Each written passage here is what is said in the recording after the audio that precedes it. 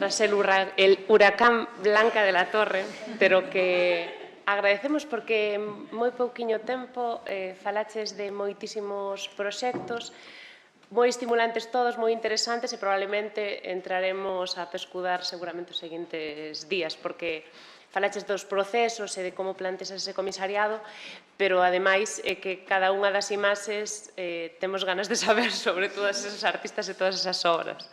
Bueno, pechamos o turno das intervencións coa última relatora, non menos importante, Esther San Vicente, que ela é directora artística da Asociación Alfresco Museos Efímeros, que promove proxectos que a partir da comunidade, da arte, da sustentabilidade e da participación desenvolven accións e propostas artísticas contemporáneas que poñen en valor as periferias, como falamos esta mañá, non?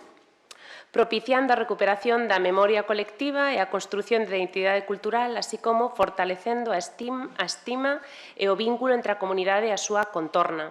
Entre os proxectos máis destacados está Habitar el Esparto, recoñecido como Boas Prácticas de Patrimonio de Comunidade de Madrid. Moitas gracias, Esther. Hola. Bueno, la verdad es que hablo con un poco de pudor ahora después de Blanca, porque este proyecto es un proyecto muy modesto y bueno, muy localizado, muy de pueblo, ¿eh? Se focaliza, como se puede ver en la presentación, en un pueblecito de Madrid que se llama Villarejo de Salvanés. Y bueno, efectivamente, como presentaba Paula, se organiza a partir de una entidad, una asociación cultural sin ánimo de lucro, que es Alfresco Museos Efímeros. Y el proyecto que vengo a presentar se llama Habitar el Esparto. Y como digo, está muy centralizado en Villarejo de Salvanés. Ahora cuento un poco cómo se va desarrollando y qué efectos tiene, ¿no? El proyecto surge a partir de un museo efímero. Lo primero que hacemos desde Alfresco Museos Efímeros es un museo efímero. Entonces, la construcción de ese museo, la creación de las piezas y todo lo que se va a exponer viene a partir de un proceso participativo de diálogos filosóficos en torno a la belleza. Y asociados a estos diálogos se vinculan a unos artistas de distintas disciplinas que producen distintas piezas, ¿no? Pero en el registro de los diálogos que se hacen en todas las franjas de edad y todas las colectividades que había dentro del pueblo de Villarejo, nos encontramos con que las conversaciones con los mayores, los diálogos filosóficos con los mayores, vienen a referir, asociada a la belleza, su juventud y con su juventud una identidad de pueblo perdida, que era la identidad espartera. Nos resulta muy interesante que, de hecho, por eso trabajamos con la filosofía desde el inicio en la creación de este museo, que el pueblo había ido creciendo pegado a la carretera de Valencia y gracias a la buena comunicación que tenía con la capital, porque solo se diferencian 50 kilómetros, pero conectados por una autovía, lo que ahora es una autovía y antes era una carretera nacional.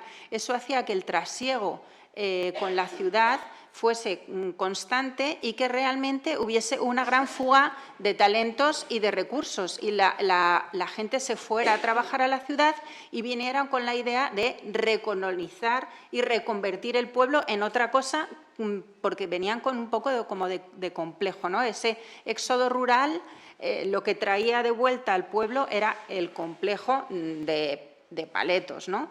Entonces, en todo ese contexto se pierde la cultura espartera y tal como nos cuentan en estos diálogos filosóficos los mayores, durante la posguerra todo el pueblo se dedicaba a trabajar el esparto. Villarejo está en la zona sureste de la Comunidad de Madrid y desde Atocha, que la plaza de Atocha es una plaza muy céntrica en la capital, lo que es toda la bajada hacia el Mediterráneo, está plagada de atochas, que son los espartizales, que son las plantas que producen el esparto. Entonces, Villarejo de Salvanés tiene todo lo que es el terreno yermo, no cultivado, está plagado de esparto y siempre se ha aprovechado. y durante los años 50, dentro de un sistema de producción realmente precario y muy penoso, muy duro, pero les permitió sobrevivir al hambre, ¿no? Y trabajaba en un sistema muy delimitado, a que se dedicaban las mujeres, a que se dedicaban los niños, a que se dedicaban los hombres, pero todos vivían de esto, ¿no? Y lo apreciaban muchísimo. Pero en el momento que empieza a surgir la industria en la capital y las posibilidades de comunicación, la gente se va y esto se abandona. Y lo único que queda del esparto es esta frase, que muere cuando nace el plástico, que para ellos durante muchas décadas ha sido como la fuente de la riqueza, el plástico, que les dio la posibilidad de ir a trabajar en la industria y abandonar el duro trabajo con el territorio, un territorio árido donde vive el esparto en un sustrato calizo.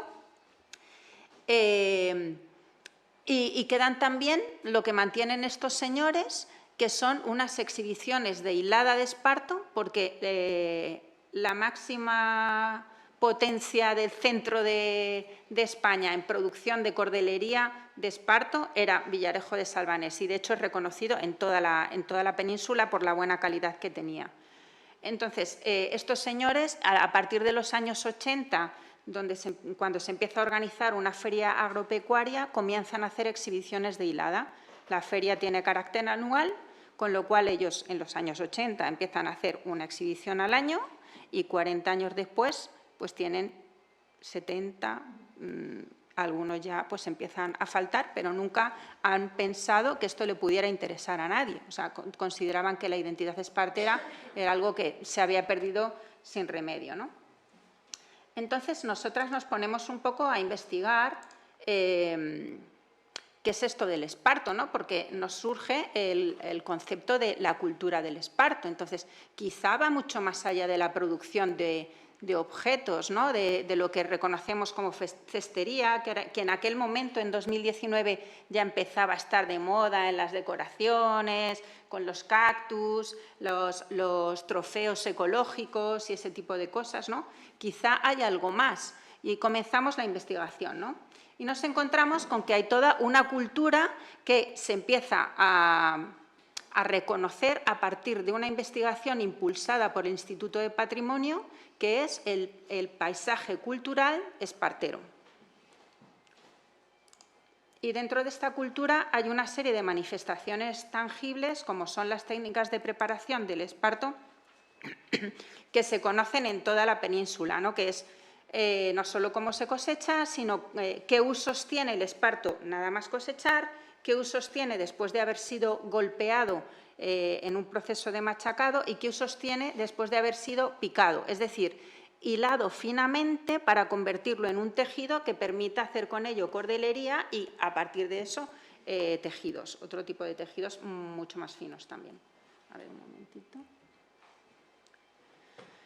Vale. Además, el esparto se lleva utilizando desde hace miles de años. O sea, siempre ha sido un recurso de cercanía en lugares donde había poca vegetación, poca humedad, como digo, unos suelos calizos donde otras especies tienen difícil la supervivencia, y un material realmente resistente. Tanto es así que el calzado más antiguo que se ha encontrado en Europa tiene 7.500 años, está localizado en Granada, en la cueva de Albuñol, y son unas abarcas de esparto. Pero además de esto, de este uso ancestral para la indumentaria, se ha utilizado como combustible en épocas de tanta carencia que no había ni siquiera leña para poder asar el pan, ¿no? Para poder cocer el pan. También como materia prima para fabricar papel. Tanto es así que había barcos que salían desde Almería y llegaban hasta Inglaterra, donde se fabricaba papel de calidad tan maravillosa que servía incluso para los billetes.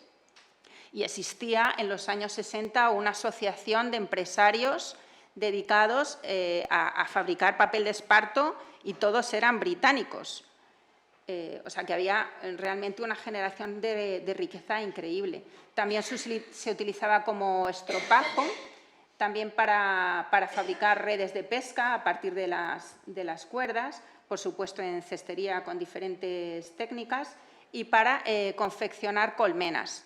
Hay un tejido muy típico que también se practica pues, en todo África, que es el punto espiral, y en la península y en la espartería se llama punto colmena, precisamente porque era el que empleaban para crear estos refugios y hogares para las abejas, ¿no?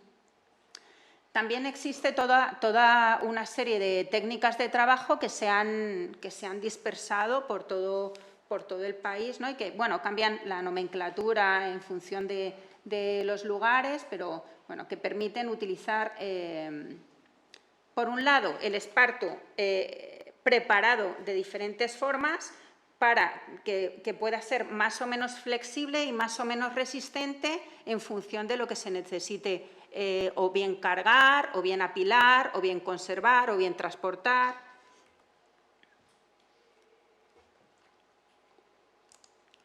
Dentro de esta cultura también existen toda una serie de manifestaciones intangibles, ¿no? Y que están asociadas al mundo rural, sobre todo, ¿no? Y al empleo del esparto dentro de las labores agrícolas. Como decía antes, he referido a Villarejo de Salvanés, pero realmente ocurría así en muchas partes del país.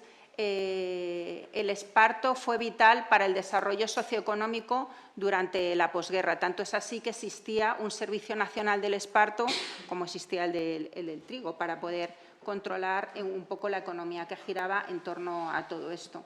Como digo, la llegada del plástico pues arruina esta economía y hace que muchos agricultores y muchos artesanos abandonen completamente esta artesanía. Y en aquel momento, en 2019, nos parecía que estaba relegado a la decoración, ¿no? Una artesanía decorativa, pero que había muchísimas posibilidades por delante. La primera surge a partir de este museo, del Museo de Cieza.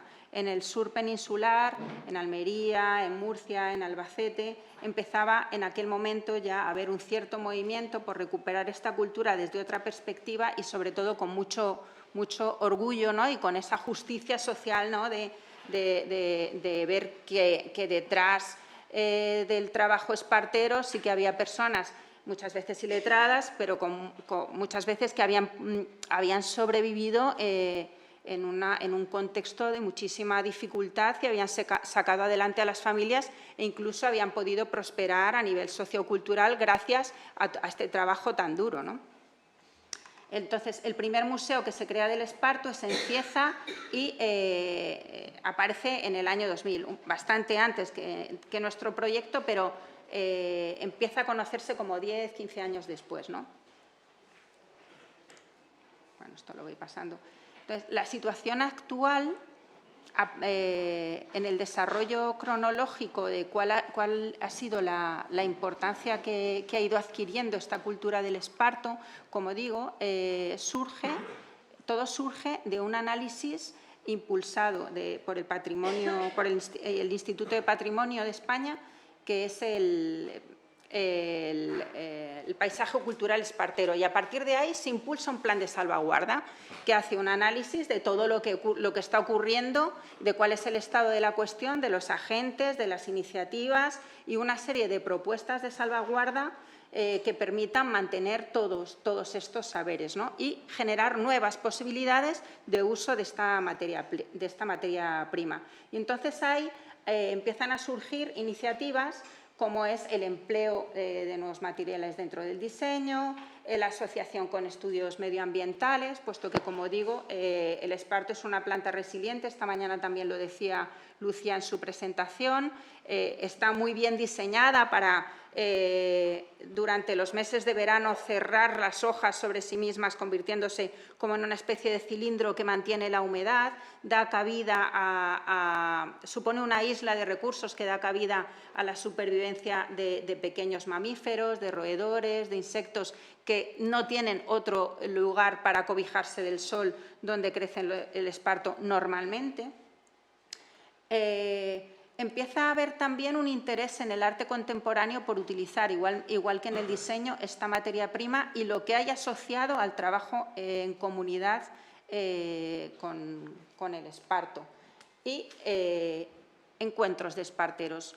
El primer encuentro de esparteros, así como potente y que supone una referencia, lo impulsan desde la Universidad Popular de Albacete y ahí crean el primer corro espartero de la actualidad, ¿no? Como una forma de ocio y de recuperación del encontrarnos para hacer con esta materia prima, ¿no? Todo esto lleva, y también la situación de emergencia, lleva a que en 2019, unos meses antes de que nosotros lancemos el proyecto con las residencias artísticas, se declare como manifestación del patrimonio inmaterial. Y después se comienza a trabajar en una candidatura conjunta con otros países del Mediterráneo para que haya una protección de la UNESCO. Entonces, bueno, desde que nosotras comenzamos la investigación, la verdad es que la cultura del esparto está muchísimo mejor, ¿no? Pero en este marco, pues en qué hemos hecho nosotras, ¿no? ¿Qué viene a aportar nuestro proyecto y cómo lo hemos podido desarrollar? Pues a partir de esta idea, ¿no? de que el esparto desaparece con el plástico, pero detrás hay toda una serie de saberes que ya empiezan a estar a valorarse, ¿no? desde el Ministerio, y que hay mucha emergencia por unos sitios y por otros, ¿no? Y desde distintas disciplinas que podemos hacer. Pues lo primero es hacer un mapeo de lo que tenemos cerca, ¿no? y que nos permita inspirarnos en cómo direccionar este proyecto que queríamos lanzar, que era Habitar el Esparto, ¿no? Entonces, planteamos dentro del mapeo qué artesanos tenemos, qué artistas y qué investigadores. Perdonad. Artesanos locales, ya solo quedan los hiladores. No hay nadie que trabaje la espartería. Y los hiladores, con este complejo de pertenecer a una clase social baja y de haber tenido que salir corriendo, pues no están muy receptivos a hacer nada en el espacio público, ni a ser reconocidos, ni a nada, porque les da incluso un poco de vergüenza. Hay unos artesanos cercanos organizados a partir de una asociación que se llama La Pera Espartera, en el pueblo de al lado, a 11 kilómetros, que se llama Perales de Tajuña. Y luego existen ya redes de esparteros a partir de esto que impulsan desde la Universidad Popular de Albacete. También hay artistas que han empezado a trabajar con el esparto. Lucía, que vuelve a aparecer. También está Pedro Cano, que desde Murcia hace un gran lienzo de papel de esparto. Elena de los Llanos, que hace un documental sobre las estereras también de Murcia. Y luego Lali Martínez, que ella es también una artista murciana que a partir de las técnicas tradicionales y del contacto muy directo con los artesanos de Jumilla empieza a crear, ¿no? Después vemos que vinculado al esparto efectivamente puede haber muchísimas disciplinas que formen parte de nuestro proyecto, ¿no? La sociología, la antropología, la filosofía, la ecología, la arquitectura, la agronomía. Esto nos parece que es algo interesante a tener en cuenta y nos entrevistamos con el IMIDRA, que mostró muchísimo interés y sorpresa de que no se hayan protegido los cultivos del esparto por el alto nivel medioambiental y que incluso se impulse el que haya más espartizales en lugares en riesgo de desertización. Pero eso se quedó ahí, suponemos que por intereses políticos, y empezamos a colaborar desde el ámbito del diseño con el IED, incluyéndonos en su máster de diseño e innovación para la exploración de nuevos materiales. Y bueno, lanzamos nuestro proyecto. Basado en 3 pilares, ¿no? La participación, el rigor científico y el arte, la creatividad, desde luego, como motor que era el que podía sacar de ese complejo y traer al futuro el uso del esparto, y lanzamos un programa con conferencias, con talleres, con reuniones, con paseos.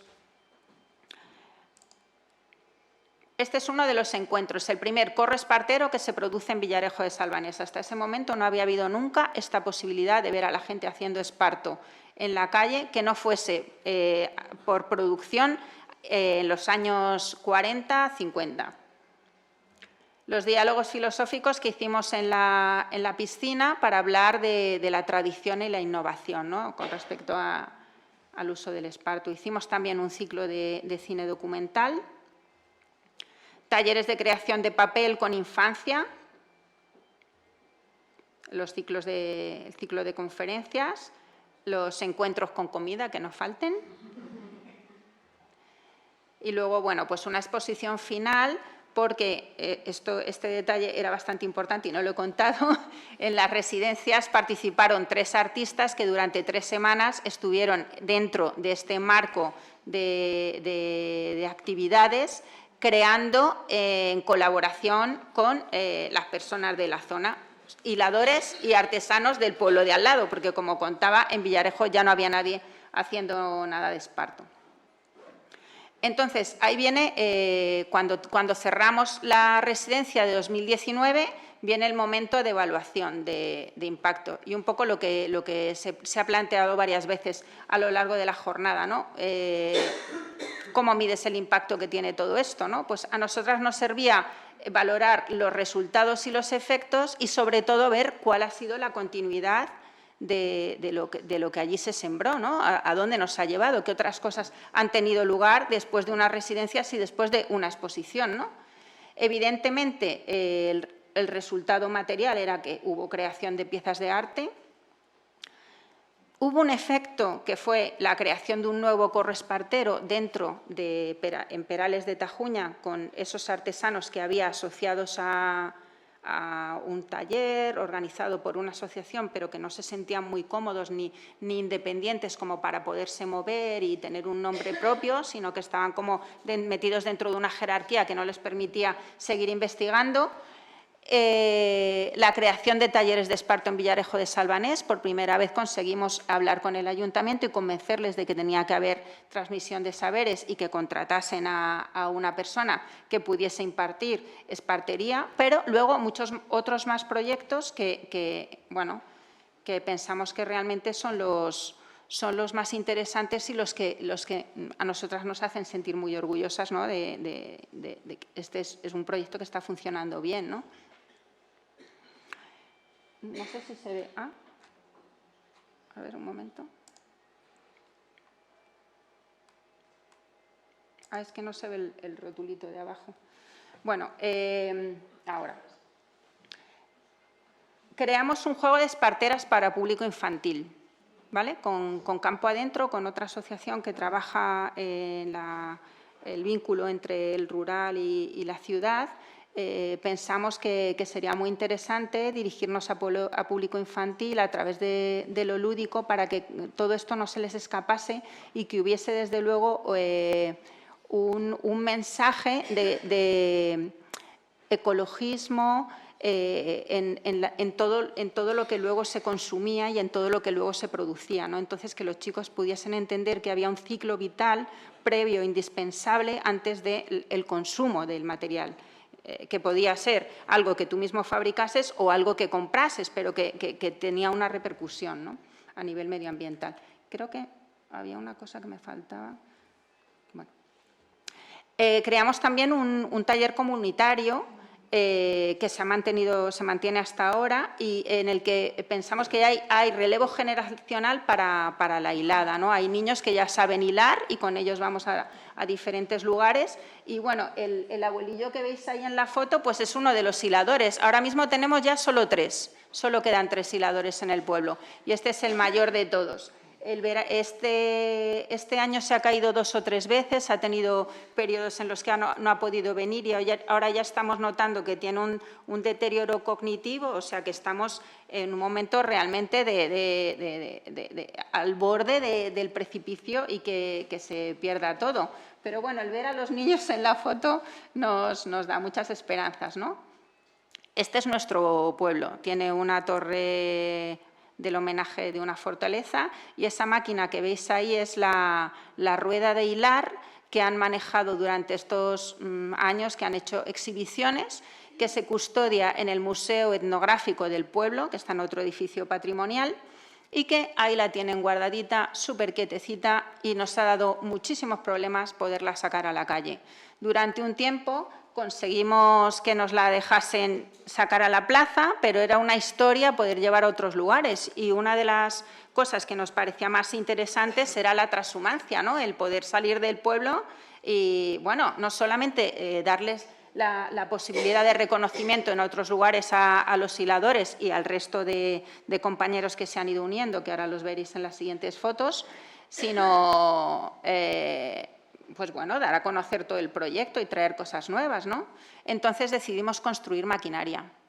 Y esta máquina ya es nuestra y con ella hacemos lo que nos apetece. Y en esta foto, pues lo que nos apeteció y surgió fue una cosa maravillosa, que fue celebrar el Día de la Mujer Rural en el Museo Nacional del Traje, en Madrid. También hemos construido esto, que es un bombo de rastrillar, que es una máquina única en el mundo. Es un cilindro que tiene 3.000 clavos de acero en la parte interior y que con un sistema como de bicicleta pues se va girando, y lo que permite es convertir el esparto en ese esparto fino que decía, que es como cabello y que nos permite hilar. Llegamos a construir esto porque, claro, como ya no hay producción de cuerda, no existe tampoco el lugar donde transformen el esparto en esto ya. Nos costaba años que el distribuidor, la persona que hacía esta transformación, pusiese su máquina en marcha, porque no tenía pedidos suficientes como para que le resultase rentable ni siquiera el mantenimiento. Entonces construimos esto. Lo cierto es que no sé si se ha puesto la cosa de moda, ahora tiene mucho más esparto que antes y bueno, no lo usamos tanto, lo usamos para dejar mucho más finito el esparto que nos sirven y así poder hacer la cuerda más fina. Hemos rescatado también técnicas perdidas, como lo de los estropajos. Esto que es como mítico y que yo también recordaba de niña, ¿no? En casa de mi abuela, es algo muy interesante, porque los estropajos de esparto se hacen con el desecho. Entonces, nosotros, cuando se hacen las cuerdas, suele caer al suelo material sobrante, y cuando se rastrilla también hay material sobrante. Pues eso lo recoges y con una cajita te enroscas tu estropajo, y ahora pues lo distribuimos en grupos de consumo y siempre decimos que es como un dispositivo de comunicación, porque realmente nos damos a conocer con esto. También hemos rescatado la elaboración de redes. Todo el proceso de investigación que hemos seguido a lo largo de este tiempo nos ha hecho saber que todavía había gente que sabía hacer redes. Hay 2 personas en el pueblo que sabían hacer redes. Claro, en Villarejo se hacían redes de esparto porque había cuerda para hacer las redes de esparto, y esto era algo que también se trabajaba y que se distribuía por toda España. Y tenía usos como las redes de pesca, pero también otros mucho más prosaicos, como las porterías de fútbol. También servía para las protecciones de los andamios en la construcción. Se usaba para hacer vallados en ganadería y en agricultura. Entonces, bueno, tenía múltiples usos, pero se había abandonado completamente, y nosotras lo hemos rescatado, y esto es una creación que hicimos para un proyecto de la Comunidad de Madrid que se llama Arte Vivo en las Villas, que es una cosa bastante interesante y que supone llevar a las plazas de los pueblos de la comunidad que ellos seleccionan a artistas contemporáneos que se mezclen con artesanos y artistas de la zona. Entonces, esta propuesta pues nos hace sentir muy orgullosas, porque nunca antes se habían visto las redes, tampoco en Villarejo, en lo que es después de la posguerra. Hemos hecho diferentes talleres sobre papel, ¿no? Y otros usos del esparto. Este en concreto es un taller colaborativo que hicimos dirigido por una profesora de la Universidad de Salamanca, que nació en Villarejo de Salvanés y que siempre nos cuenta con mucha emoción que ella sentía se sentía desvinculada como artista, ¿no?, con su pueblo natal, pero que gracias a este proyecto, pues que de repente ve que tiene ahí algo que la une, ¿no?, y que la permite seguir pensando en su territorio a la hora de crear. Ella es especialista en grabado, entonces el papel, los soportes le interesan muchísimo. Seguimos colaborando con otras artistas. Esto en concreto es una colaboración para un proyecto europeo que se llama EMPAT, que se lanza desde Espacio Rojo en Madrid, y era una residencia artística de una artista italiana. Esto es una creación site-specific para un festival de arte contemporáneo en el Rastro de Madrid. Y colaboramos con Alejandra, que es la artista que está dentro de esta estructura que llamó Nido, y era como una especie de espiral en la que trabajamos durante el verano, cada uno con diferentes funciones, hasta construir esta pieza de gran formato. También hemos asistido a eventos representando a nuestro pueblo, ¿no?, a Villarejo de Salvanés, con todo lo que teníamos hecho. Y como veis en este colectivo que hemos ido creando, en este taller comunitario que decía, pues se van uniendo muchas otras personas, ¿no?, de otros pueblos, pero también de nuestro propio pueblo, que han visto un sitio donde se puede uno encontrar a crear. Hemos participado en exposiciones en lugares emblemáticos como esta en Centro. Aparecemos también en publicaciones de la Comunidad de Madrid sobre patrimonio inmaterial y sostenibilidad. Esto es lo del Corro Espartero por el Día de la Mujer Rural. Y bueno, la verdad es que ahora estamos esperando algo que puede ser maravilloso y que también hemos impulsado, que ha sido la declaración como bien de interés cultural. Hemos redactado una memoria encargada por la Dirección General de Patrimonio para que se declare la hilada del Esparto, como venía contando, ¿no?, por la urgencia que hay de que reciba apoyo desde diferentes lugares. Pero el mayor reto que tenemos, más allá del común a todos, que es el tema de la financiación para hacer los proyectos sostenibles en el tiempo y en las personas, ¿no?, en el cuidado de todo esto ya ha pasado a un segundo plano, porque nuestro principal reto es el apoyo local, ¿no? Ahora digo que estamos en una fase de exilio, porque los talleres que veníamos desarrollando en la Casa de la Tercia pues no han servido para que nos abran las puertas, para poder firmar un convenio. Tenemos desde hace meses un proyecto encima de la mesa que nos permita cosechar esparto de los cerros concejiles, con el que hacer luego el papel, con el que poder tener la seguridad de que hay un espacio de trabajo, de almacenamiento. No hemos conseguido nada de apoyo, ¿no? Entonces, si no tienes un espacio público donde poder trabajar, difícilmente vas a conseguir una financiación y difícilmente vas a poder llegar a ningún sitio, ¿no? Entonces, bueno, pues me parece que esto es una cosa muy importante para poner encima de la mesa cuando se trabaja con comunidades, porque si la administración que hay más cercana a esas comunidades no es para nada permeable a lo que está sucediendo, independientemente de que el recorrido sea interesante, sea riguroso, tenga reconocimiento en diferentes lugares y haya, sobre todo, mucha felicidad y mucha participación en distintos estratos y distintas edades de la ciudadanía, pues los proyectos mueren. Y, bueno, así acabo.